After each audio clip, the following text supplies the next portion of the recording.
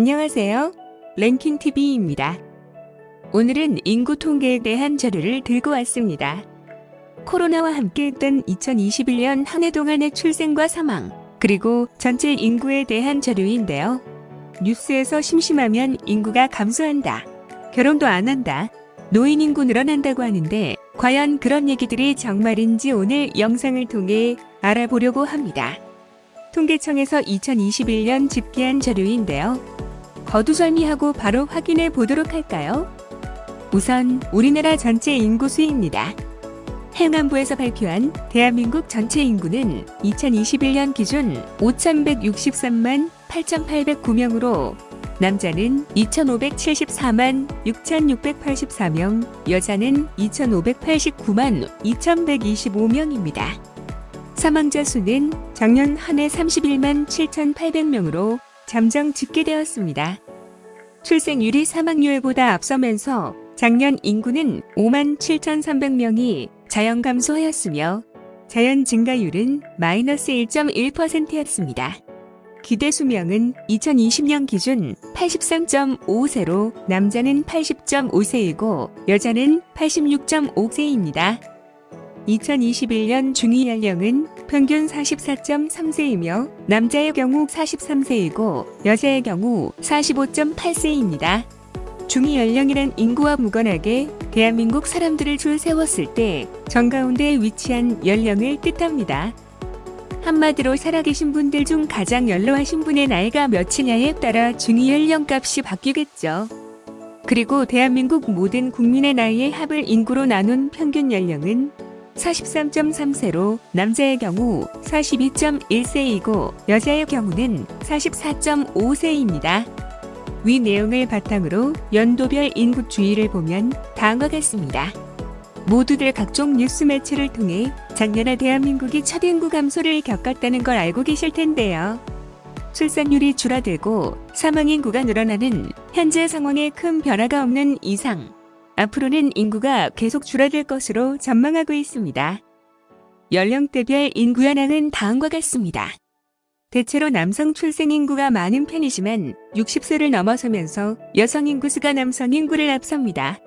제조업 강국인 한국 사회에서는 남성들이 여성에 비해 험난한 직장 생활을 하면서 직업병 등 여러 가지 이유로 한창인 나이에도 사망하는 일이 종종 발생하다 보니 여성에 비해 많은 출생자 수를 기록해도 나이 들면서 인구수가 역전됩니다. 실제로 평균 수명 통계에서도 여성의 나이가 조금 더 높게 나옵니다. 다음은 출생아 수 및 합계 출산율입니다.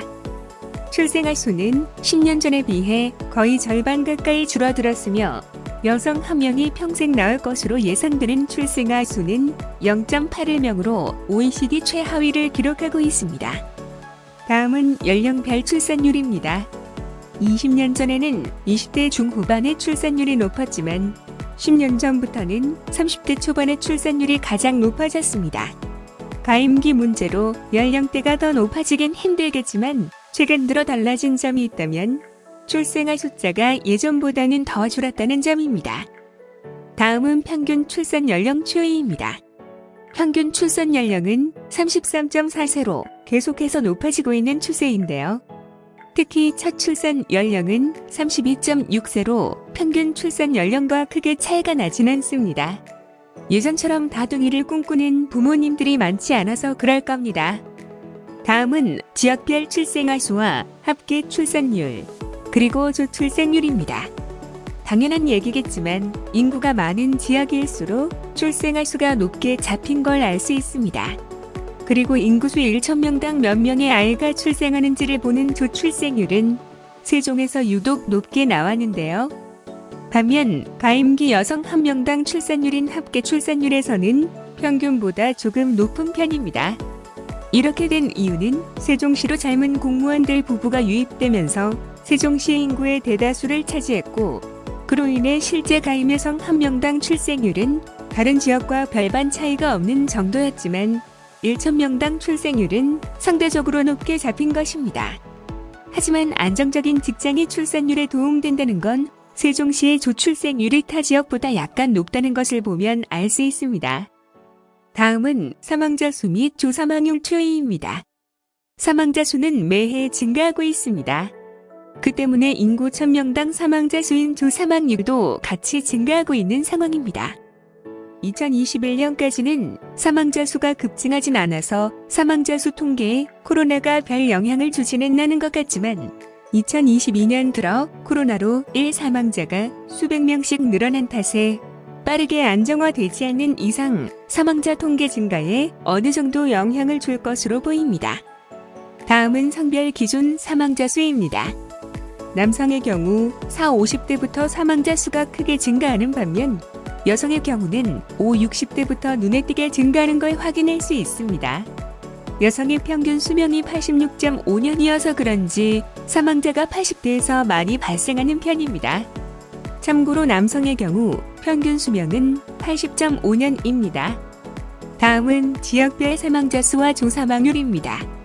역시 인구가 많은 경기도와 서울이 압도적으로 높고 젊은 인구 유입이 많았던 세종이 사망자 수가 가장 적은 걸로 나타났습니다.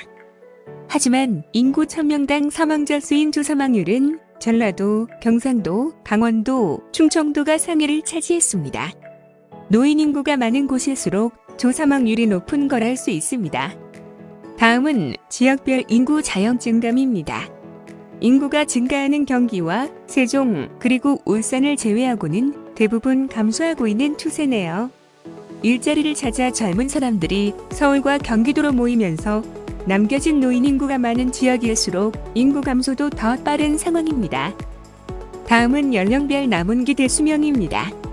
2020년 태어나는 출생아는 남자아이의 경우 80.5세이고 여자아이의 경우 86.5세로 평균 수명과 같습니다. 하지만 연령이 올라갈수록 조금씩 기대 수명이 늘어납니다.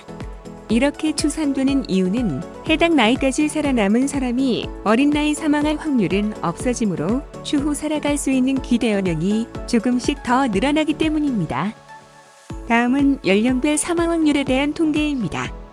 당연하겠지만 나이가 들어갈수록 확률은 높아지는데요. 평균 연령에 가까워지는 75세가 넘어가면서부터 확률이 급등하게 됩니다.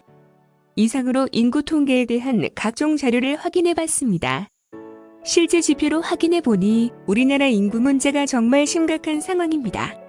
대부분 일자리가 모여있는 수도권의 인구가 늘어나면서 사람들이 출산을 꺼리는 밀집도 높은 도시국가의 특징으로 변해가고 있기 때문이죠. 그동안의 정부들이 전국의 균형 발전에 일도 기여하지 못했음을 다시 한번 확인할 수 있었던 씁쓸한 자료였습니다. 차기 정부에선 이런 문제들을 반드시 해결하길 간곡히 기원합니다. 오늘 영상은 여기까지입니다.